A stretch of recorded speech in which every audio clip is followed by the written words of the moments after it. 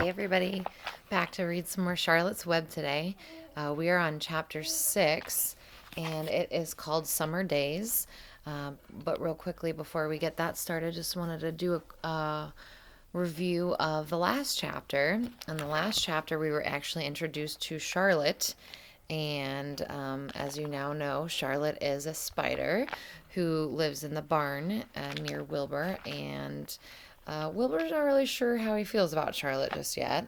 But we will come to see how that unfolds. In your packets, hopefully your parents are picking those up today or tomorrow. Today's Monday, so hopefully by the time you're listening and watching this video, you have your new packets. At the back of the packet, I did include your hot pink vocabulary packet for Charlotte's Web. At this point, I'm obviously not going to require you to do any of the vocabulary lessons that we had before, since you don't actually have your books. But just review those vocabulary words before you watch this video. So if you haven't done that right now, just do a quick pause on the video right now, read over those vocabulary words, and just keep an ear out for when I'm reading them. Okay, so again, chapter 6, Summer Days. If you see, we were kind of lightly touching on the Roman numerals. So 6 is, it might be backward for you guys, but it's actually a V and an I. If we remember, V actually stands for 5, and then the I actually just stands for 1. So VI stands for 6, 5 and a 1.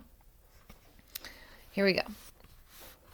The early summer days on a farm are the happiest and fairest days of the year. Lilacs bloom and make their air sweet, and then fade. Apple blossoms come with the lilacs, and the bees visit around among the apple trees. The days grow warm and soft. School ends, and children have time to play and to fish for trouts in the brook. Avery often brought a trout home in his pocket, warm and stiff and ready to be fried for supper. Now that school was over, Fern visited the barn almost every day to sit quietly in her stool. The animals treated her as an equal. The sheep lay calmly at her feet. Around the 1st of July, the work horses were hitched to the mowing machine, and Mr. Zuckerman climbed into the seat and drove into the field. All morning you could hear the rattle of the machine as it went round and round, while the tall grass fell down behind the cutter bar in the long green swaths. Next day, if there were no thunder showers, all hands would help rake up the pitch and load, and the hay would be hauled to the barn in the high hay wagon, with Fern and Avery riding at the top of the load. Then the hay would be hoisted, sweet and warm, into the big loft, until the whole barn seemed like a wonderful bed of timothy and clover. It was fine to jump in, and perfect to hide in, and sometimes Avery would find a little grass snake in the hay, and would add it to the other things in his pocket. Early summer days are a jubilee time for birds. In the fields around the house, in the barn, in the woods, in the swamp, everywhere, love and songs and nests and eggs. From the edge of the woods, and the white-throated sparrow, which must come all the way from Boston, calls, "Oh, Peabody, Peabody, Peabody." On an apple bough, the phoebe teeters and wags its tail and says, "Phoebe, Phoebe." The song sparrow, who knows how brief and lovely life is, says, "Sweet, sweet, sweet interlude, sweet, sweet, sweet interlude." If you enter the barn, the swallows swoop down from their nests and scold, "Cheeky, cheeky," they say. So I'm going to stop real quick right there. Those few paragraphs may have been a little confusing because there are a lot of words that you may not be familiar with. Just talking about the long green swaths. That's a term that you use when referring to different crops falling. So basically just like a long piece of something. So at that point, they're talking about the long grass falling down. The pitch and the load. Okay, so that they're, again, crop terminology. different things just through the calls of the birds. So they're not actually saying Peabody, but with the way that they're chirping, it kind of makes those sounds. Again, not saying cheeky cheeky, but their noises, their springtime calls, is what's being described from there. Okay. In early summer, there are plenty of things for a child to eat and drink and suck and chew. Dandelion stems are full of milk. Clover heads are loaded with nectar. The frigid air is full of cold, ice-cold drinks. Everywhere you look is life. Even the little ball of spit on the weed stalk, if you poke it apart, has a green worm inside it. And on the underside of the leaf of the potato vine are the bright orange eggs of the potato bug. It was on a day in early spring that the goose eggs hatched. This was an important event in the barn cellar. Fern was there, sitting on her stool, when it happened. Except for the goose herself, Charlotte was the first to know that the goslings had last arrived. The goose knew a day in advance that they were coming. She could hear their weak voices calling from inside the egg. She knew that they were in a desperately cramped position inside the shell and were most anxious to break through and get out. So she sat still and talked less than usual. When the first gosling poked its gray-green head through the goose's feathers and looked around, Charlotte spied it and made the announcement. "I am sure," she said, "that every one of us here will be gratified to learn that after 4 weeks of unremitting effort and patience on the part of our friend the goose, she now has something to show for it. The goslings have arrived. May I offer my sincere congratulations?" "Thank you, thank you, thank you, thank you," said the goose, nodding and bowing shamelessly. Nodding and bowing shamelessly. "Thank you," said the gander. "Congratulations," shouted Wilbur. "How many goslings are there? I can only see one." "There are 7," said the goose. "Fine," said Charlotte. 7 is a lucky number."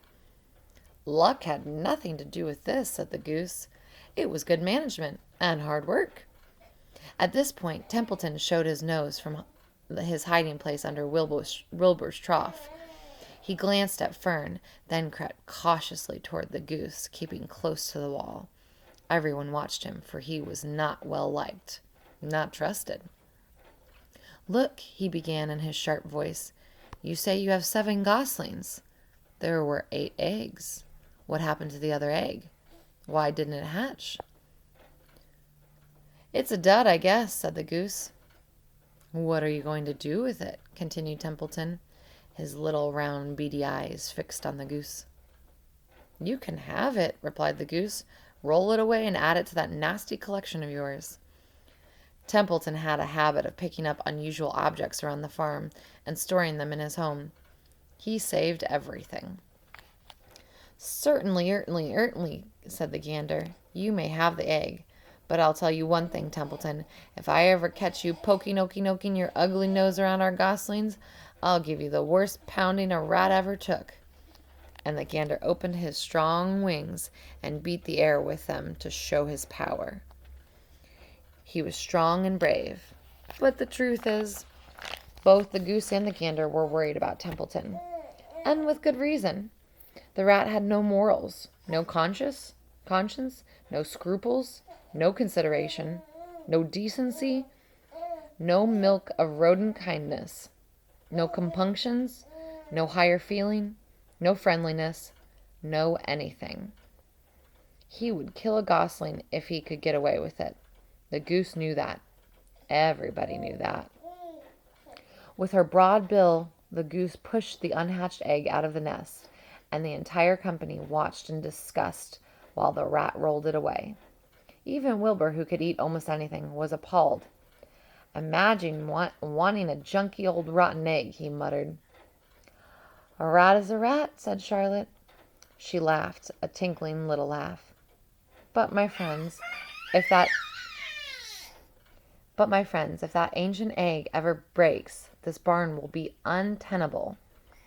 "What's that mean?" asked Wilbur.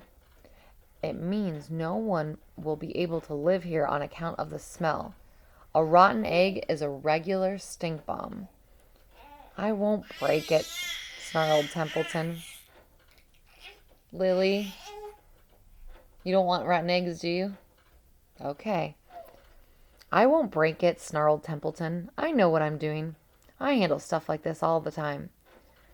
He disappeared into his tunnel, pushing the goose egg in front of him. He pushed and nudged till he succeeded in rolling it into his lair under the trough. That afternoon, when the wind had died down and the barnyard was quiet and warm, the gray goose led her 7 goslings off the nest and out into the world. Mr. Zuckerman spied them when he came with Wilbur's supper. "Well, hello there," he said, smiling all over. "Let's see. 1, 2, 3, 4, 5, 6, 7. 7 baby geese. Now isn't that lovely?" And that is chapter 6. Quite an interesting little encounter that they had with Templeton there. I wonder if Templeton will really ever become friends with anybody or become useful in that barn, because it seems like everyone just kind of sees him as a bother. So I guess we'll have to find out what happens with that. But in the meantime, they're not the barn animals aren't completely rude to him, which I know we can all appreciate, even when some people are kind of misfits or don't fit in with the groups. I know in our class we've tried our best to be kind and make sure that other people fit in. So I know at this point you would be appreciating spending time with people in that way. So just think about it a little bit today about what kind of interactions you miss with other people in our class. Have a good day. I miss you guys.